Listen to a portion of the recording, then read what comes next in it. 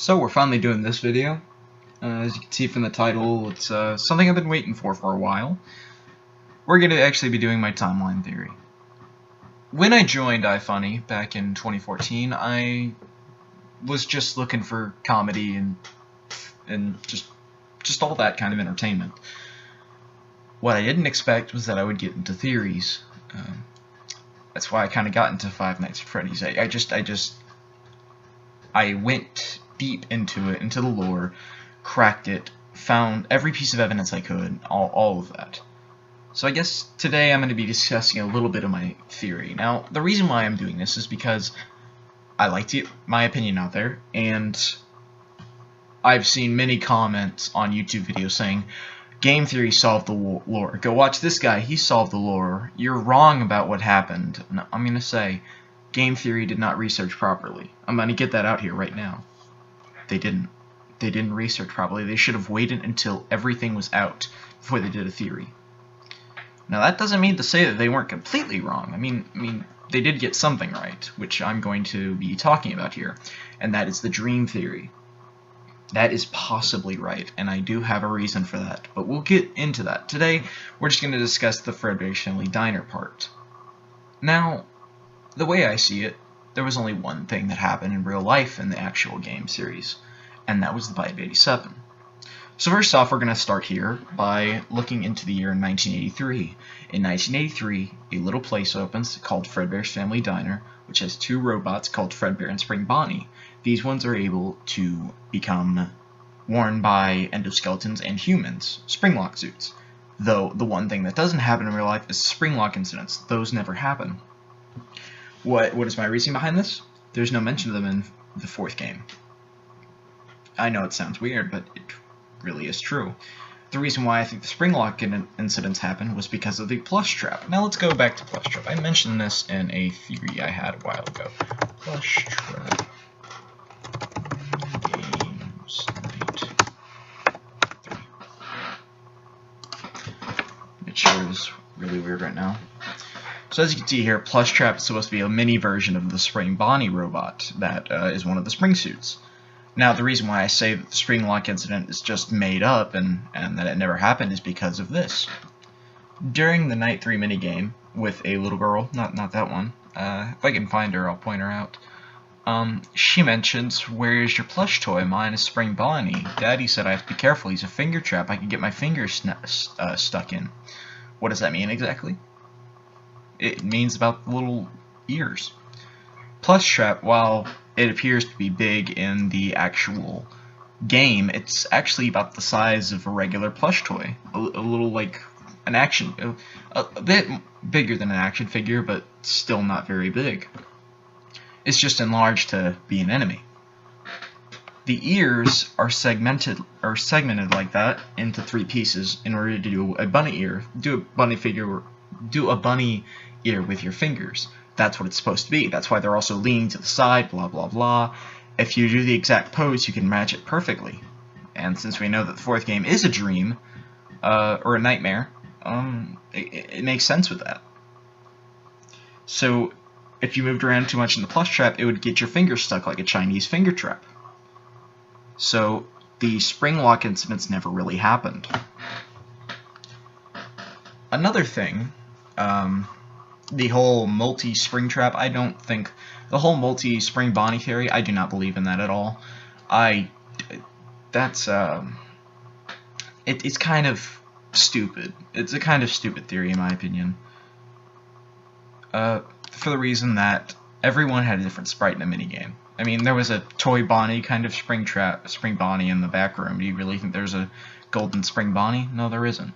Or a golden toy Bonnie? There isn't. No reason for that. But the springlock incidents never happened. All they were suits that probably were taken out. As we know, there was always a Fredbear and Spring Bonnie on stage, so these probably weren't even spring suits. They might not have been. And then there were the ones over here on the little platform, like the main area, which were spring suits that had just a few bit mechanical parts to like hold them up. But since there are multiple, these are probably just empty suits. So spring suit incidents probably can't even happen. So that's something against it. So I do not believe there's multiple spring Bonnies. Definitely not. It most likely is not right. But 2 people go over to the diner almost every day to buy a baby-sided victim and his brother. The brother and his friends like to bully the little kid, so they lock him in a room with all the mechanical parts, hence why the kid knows nearly everything about the endoskeletons, which is kind of why they're so detailed in the game. Which, by the way, these have some of my favorite designs. A lot of kids come to the diner since it's like the most popular place in the world. So that is why we need... Where are they? There was one kid. This is like the big dream theory evidence, really. That's right. There we go, right under us. Including this kid. What is this kid? Why is this kid important? Well, when Scott released the Halloween update, Nightmare Balloon Boy somehow ended up in both versions of the game, in the standard version and on the Halloween edition. That's when Scott confirmed that Nightmare Balloon Boy was actually canon. How could he be?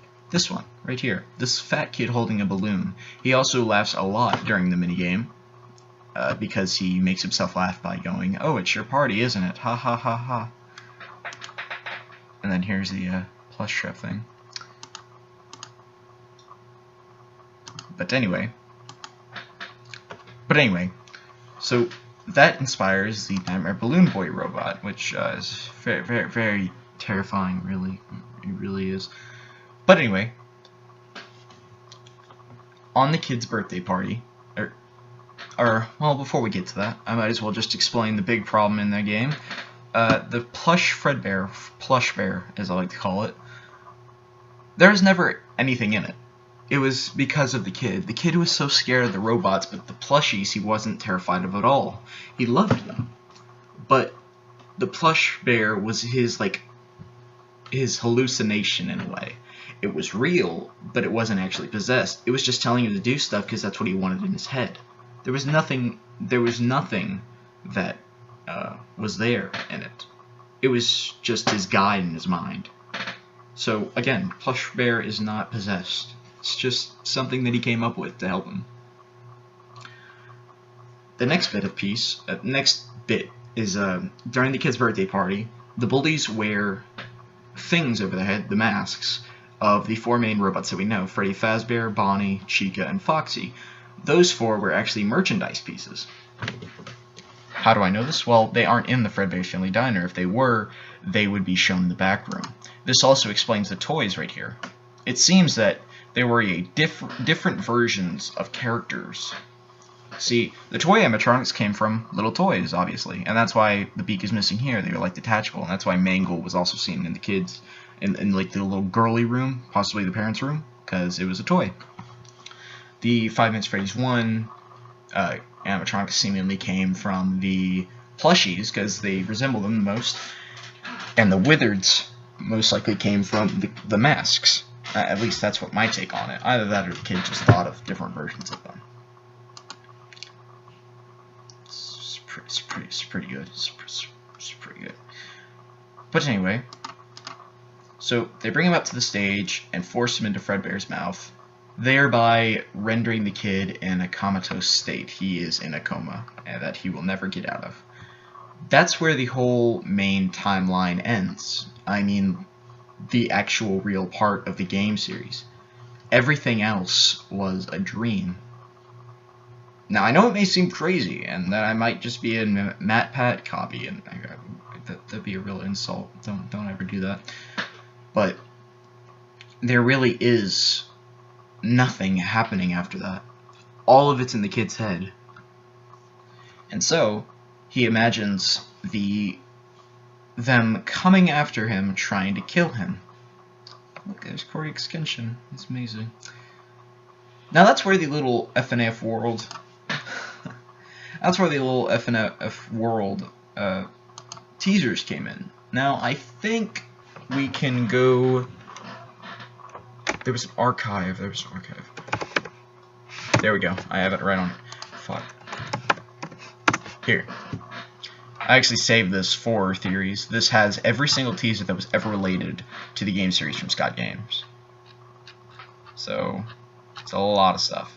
So if we go all the way down to the bottom, here's the Five Nights at Freddy's 4. It's really cool. Like that. We go all the way down to the bottom, and here we see all the world, blah blah blah. They're still loading actually. But there's some interesting ones that I noticed. Before World came out, before the Halloween update came out, I believe, we had some things happen on the website. They were little boxes that were seemingly showing hints about the story of Five Nights at Freddy's. And these were really interesting because they were seemingly like riddles, in a way. No one could think about what they were. Here's the first one. In the Five Nights at Freddy's 4 minigame, why would the tiny toy Chica be missing her beak? To reference why she has it gone in the second game. What is seen in the shadows is easily misunderstood in the mind of a child.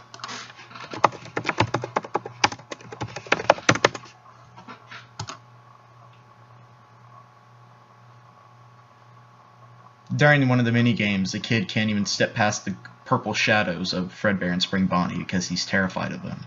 That's what Nightmare is supposed to be. 4 games, 1 story.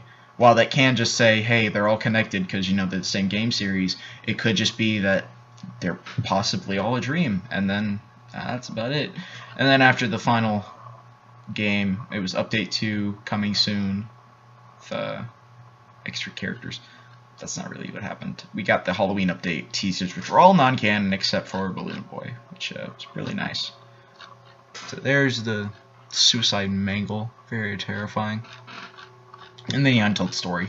I'll get into that timeline too later on, and the what is it? The sister location timeline another time. Yeah, there's a separate thing for that. But I'm gonna leave that off for now. That's the whole Fredbear's part. I'm next gonna get into the main the main part of the actual games, like the main timeline. So you might want to watch out for that. But anyway, that's why I'm making these. I do not want people to believe every single thing they see at first glance. I want them to actually look into the games.